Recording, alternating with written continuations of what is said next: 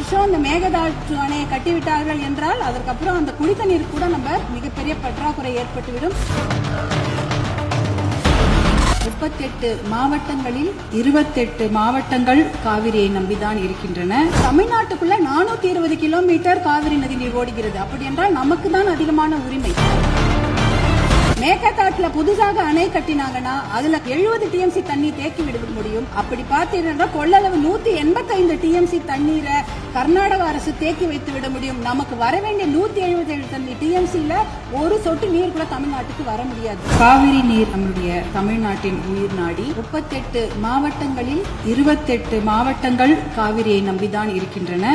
8 கோடி மக்களில் 5.5 கோடி மக்கள் காவிரி நீரை நம்பிதான் இருக்கின்றார்கள். காவிரி நீர் பார்த்தீங்கன்னா குடகு மலை, அதாவது கூர்குல கர்நாடகாவில் ஆரம்பித்து மேற்கு தொடர்ச்சி மலை வழியாக தர்மபுரி மாவட்டத்தில் தான் தமிழ்நாடுக்கு முதல்ல வருகிறது. தர்மபுரி மாவட்டம் பிலிகுண்டுல தான் தமிழ்நாட்டுக்குள்ள நுழைகின்றது. கிட்டத்தட்ட 800 கிலோமீட்டர் அது டிராவல் பண்றாங்க. அந்த காவிரி நதி நீர் பாத்தீங்கன்னா 800 கிலோமீட்டர் கர்நாடகாவிலிருந்து தமிழ்நாட்டுக்குள்ள டிராவல் பண்றாங்க. அந்த காவிரி நீர் வந்து பிலிகுண்டுல இருந்து ஒகேனக்கல் வருது. அதுக்கப்புறம் மேட்டூர் அணையை நிரப்பிட்டு பவானி, ஈரோடு, திருச்சி போன்ற இடங்கள்லாம் வந்து கடைசியாக பூம்புகார்ல கடல்ல கலக்கிறது. இதுதான் அந்த காவிரி நீருடைய டிராவல் மேப். இதுல பாத்தீங்கன்னா 320 கிலோமீட்டர் மட்டும்தான் கர்நாடகாவில காவிரி பாய்கிறது. பார்டர்ல வந்து 60 கிலோமீட்டரும் தமிழ்நாட்டுக்குள்ள 420 கிலோமீட்டர் காவிரி நதி நீர் ஓடுகிறது. அப்படி என்றால் நமக்கு தான் அதிகமான உரிமை.